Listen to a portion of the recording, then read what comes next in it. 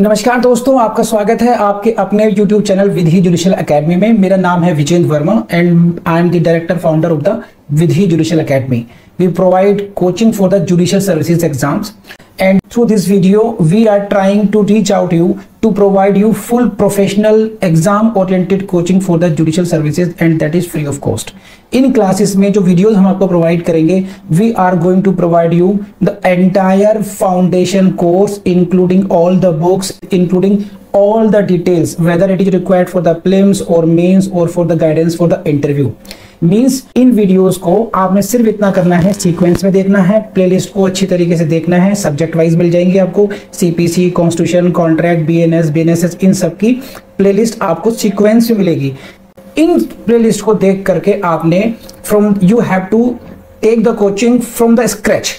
First video से लेके last video तक आपने करना है। उन्हीं वीडियोस में आपको गाइड किया गया है कि किस तरीके से आप किसी को कोई सा particular provision, section, sub section उसको प्रीलिम्स के लिए पढ़ना है क्या, मेंस के लिए पढ़ना है क्या, और उसके किस तरीके से नोट्स करने चाहिए, कैसे आपको रिवीजन करना चाहिए, इन्हीं वीडियोस में डिटेल में गाइडेंस आपको मिलेगी।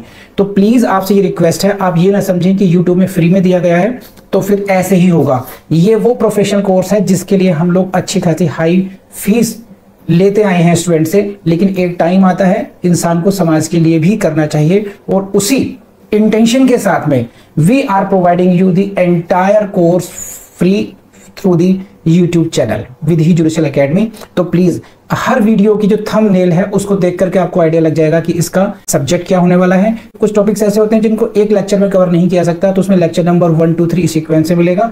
प्लीज उस तरीके से देख लीजिएगा, और नोट्स आपको अपडेटेड मिलेंगे, उसके लिए कहीं जाने की जरूरत नहीं है। नोट्स का जो लिंक मिलेगा आपको डिस्क्रिप्शन बॉक्स में मिल जाएगा आपको। And thank you very much, wish you all the best. Let's come to the section 13 and 14 CPC. very important for your mains. What I am saying, very important for your mains, and if you are going to appear in LLB or semester exams, also very important for your LLB or and semester exams, and also important for your prelims exam. very easy, बहुत कोई complication नहीं है इसमें। and if you have the good concept of the res judicata under section 11, then you will gain it's very easy to comprehend this topic, but again very important for your mains, I am telling you again. तो section 9, section 10, section 11 and then 13 and 14, ये लगातार जो sections हैं, continuously sections हैं, these all sections are very important for your mains. 9, 10, 11 then 13 and 14. Sections 13 and 14 enact rule of res judicata in case of foreign judgments, and this is the question for your prelims again for you. Which sections deals with the res judicata in case of foreign judgments? These are sections 13 and 14, don't forget this. And now I come to this section 13. section 13 की जो definition है, sorry, जो marginal note है, section 30 की जो heading है, that is very important for your prelims. What is this? When foreign judgment not conclusive. क्या heading है? When foreign judgment not conclusive.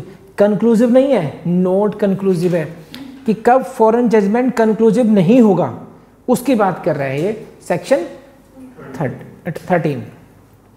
Now this is the direct language of this. A foreign judgment shall be conclusive as to any matter thereby directly adjudicated upon between same parties or between parties under whom they or any of them claim litigating under the same title.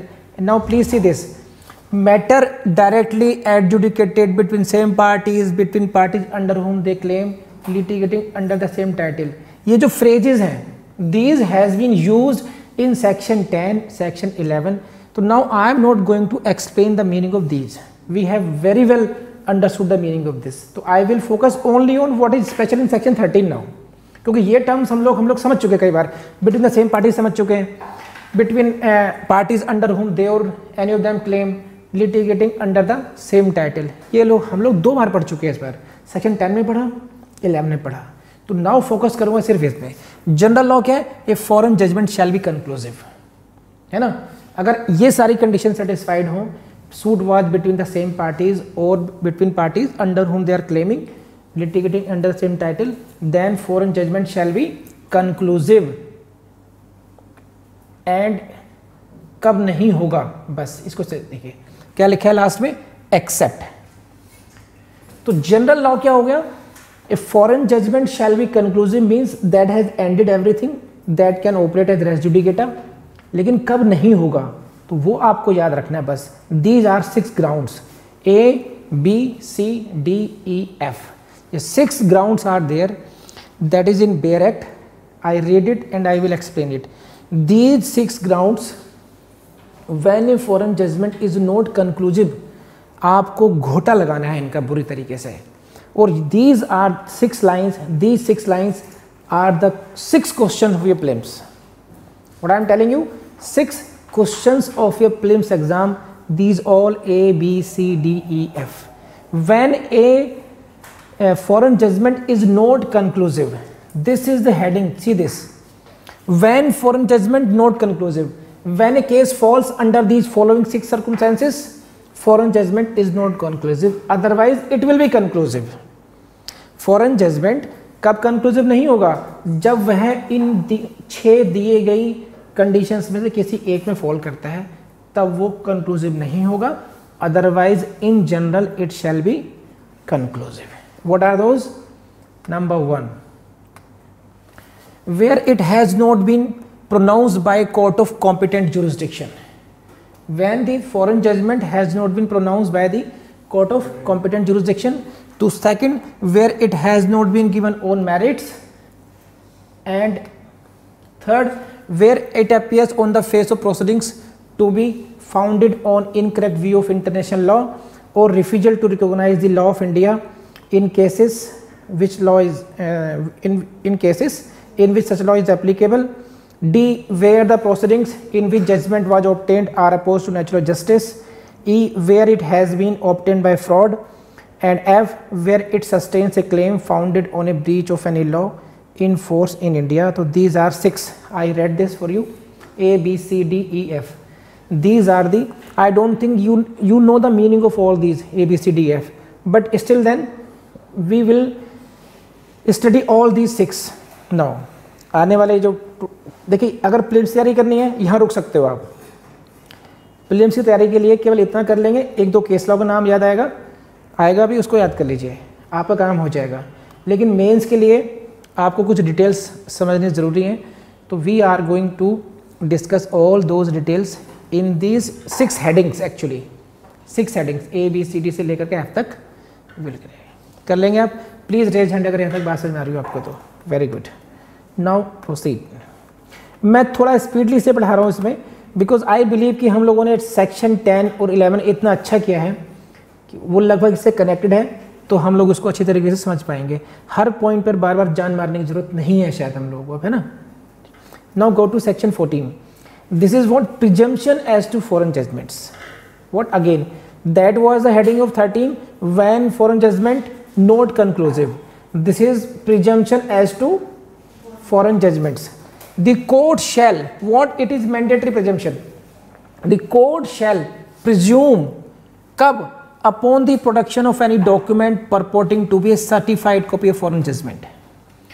When a certified copy of a foreign judgment is produced, when a certified copy of what foreign judgment is produced, then court shall presume such judgment was pronounced by a court of competent jurisdiction.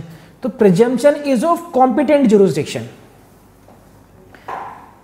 See, you please connect it with the first. This is, I take you to the section 13, and this was the language of section 13. A foreign judgment shall be conclusive except when it has not been pronounced by a court of competent jurisdiction. तो this is the general law as per section 13 कि अगर foreign law है, foreign judgment है, तो prism ये होगा कि वो कंक्लूसिव होगा जब तक हम ये प्रूव ना कर दें कि it has not been pronounced by the court of competent jurisdiction. It means reverse करते हैं इसको कि if the court which pronounce that foreign judgment was not of competent jurisdiction, foreign judgment shall not be conclusive. Conclusive नहीं होगा अगर ये जो court है, जो विदेशी न्यायालय है, अगर वो कॉम्पिटेंट जुरिसडिक्शन का नहीं होगा और उसने जजमेंट दे दिया तो फिर वो कंक्लूसिव नहीं होगा। इसी से रिलेटेड है आपके section 14। Section 14, this is section 14 कि if a certified copy of a foreign judgment is produce before the court, तो what is the direction to the Indian courts, that court shall presume such judgment by pronounced by a court of competent jurisdiction. It means the person who is challenging that, against whom it is to be executed, enforced in India, if he is saying that that court was not having jurisdiction, it means the case is covered under section 13 clause A, then he will have to produce evidence, he will have to prove it. Burden of proof lies upon the person who says that the court was not of competent jurisdiction. Please raise hand अगर बात समझ में आ गई तो आपको, है ना। तो this is section 14 is regarding, you can say, on the one hand it is the case of presumption in favor of the conclusiveness of the foreign judgment, conclusiveness in the competence of the foreign court. Basically section 14 ये कह रहा है कि आपको क्या करना है, केवल एक सर्टिफाइड कॉपी देनी है। If you bring a certified copy of the foreign court, तो ये माना जाएगा कि जिस कोर्ट का वो जजमेंट है वो कॉम्पिटेंट ज्यूरिसडिक्शन की रही होगी। कोर्ट ये मानकर चलेगी, इंडियन कोर्ट ये मान कर चलेगी कि ये जो जजमेंट दिया गया है विदेशी न्यायालय सक्षम रहा होगा। बस अगर दूसरा पक्ष ये कहता है कि नहीं, कि ये जो विदेशी न्यायालय है, ये फॉरेन कोर्ट है, वो कॉम्पिटेंट ज्यूरिसडिक्शन नहीं थी, then burden of proof lies upon him, he shall prove it. It means what? If you want to bring your case in this clause, section 13 की clause A में, कि where it has not been pronounced by the court of competent jurisdiction, then you will have to prove it कि how it was not of competent jurisdiction. समझ में आ गई बात? Now see, section 14 पर आते हैं फिर दोबारा हम लोग।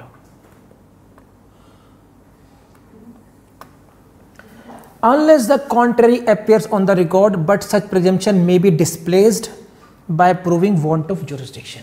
जो मैं आपको एक्सप्लेन कर चुका कि या तो कॉन्ट्री रिकॉर्ड से आए या फिर आपको प्रूव करना पड़ेगा डिस्प्लेस करने के लिए। इट मीन्स हम इसमें कह सकते हैं this is the case of rebuttable presumption of law. Rebuttable presumption of law हो गया कि प्रिजम्पशन ऑफ लॉ ये है कि जस्ट फॉर्मेलिटी क्या पूरी हुई, कोर्ट के सामने आई सर्टिफाइड कॉपी, कोर्ट ने प्रिज्यूम करा कि this is a case of judgment of a competent jurisdiction court. कर लेंगे आप लोग? तो very simple,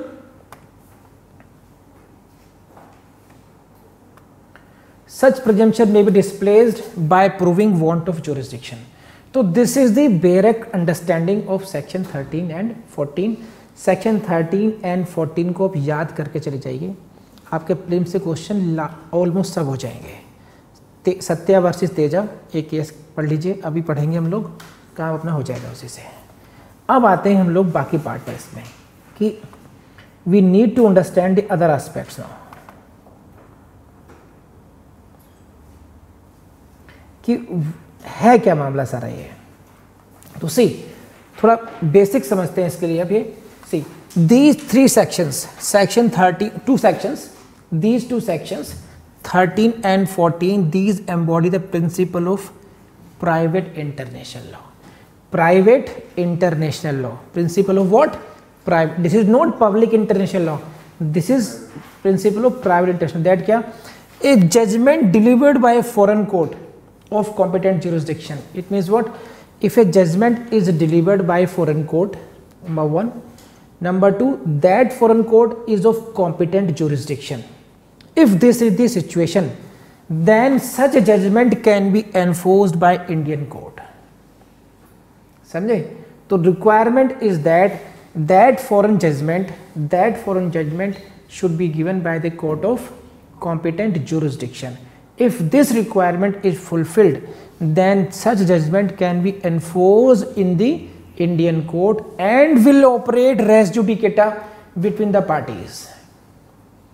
The judgment was delivered by a foreign court, that judgment is being used as res judicata in Indian courts. It means what?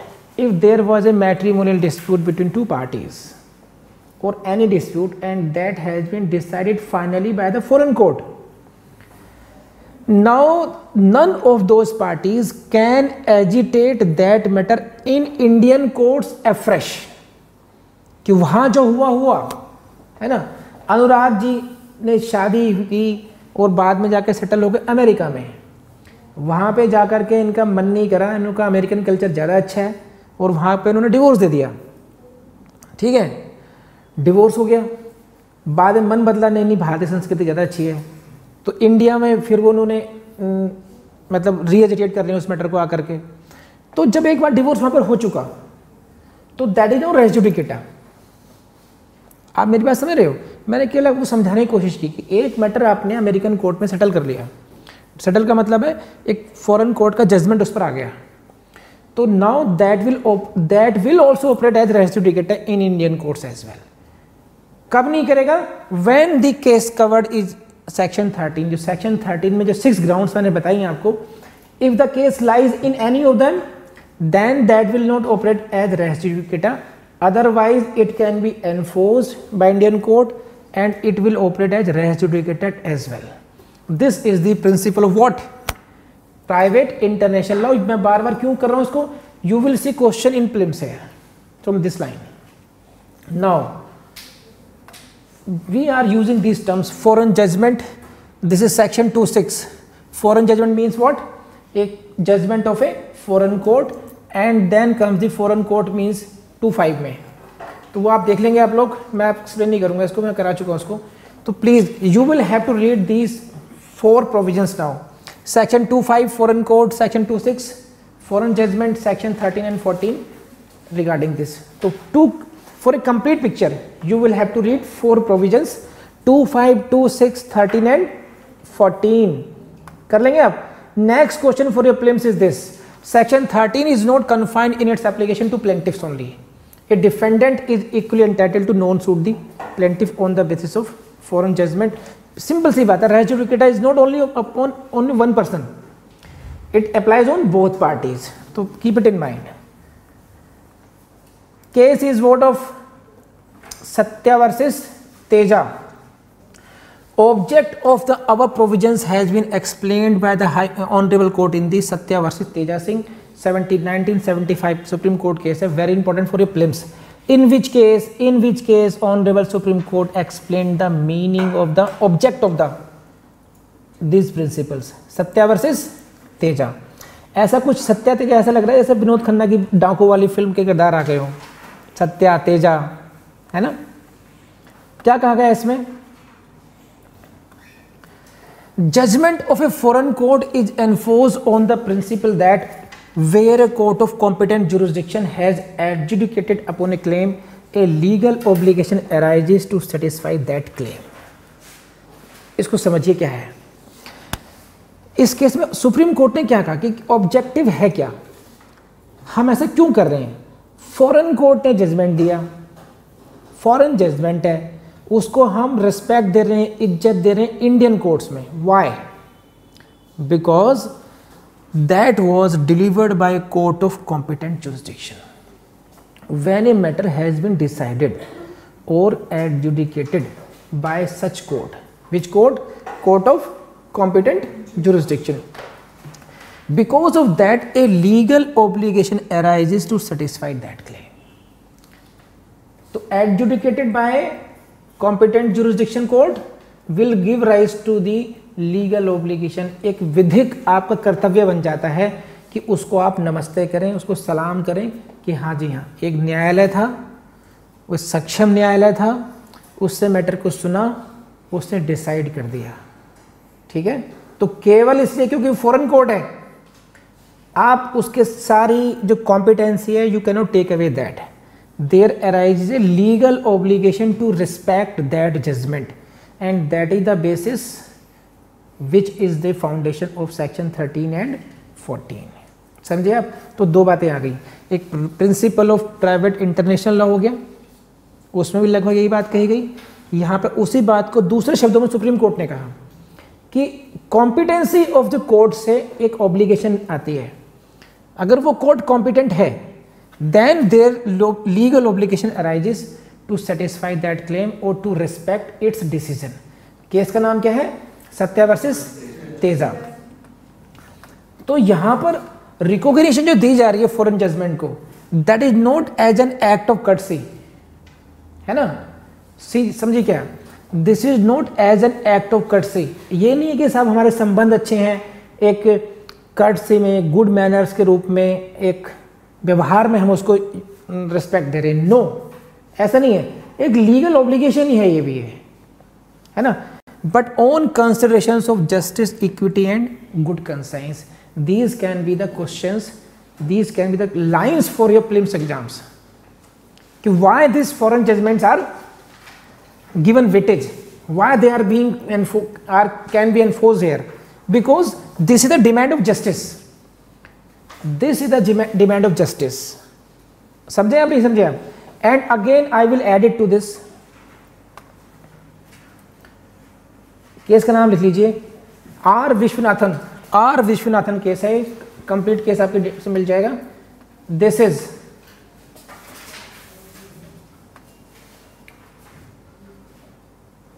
इसमें खास बात क्या कही गई कि when we are talking about competence, then what kind of competence, इसमें कहा गया jurisdiction which is important in such matters is only the competence of court, that is territorial competence over the subject matter and over the defendant. Very important line for the prelims. Here when we are talking about that the court must be competent, it means what? It must be having territorial competence over what? Subject matter of the suit, and secondly upon the defendant.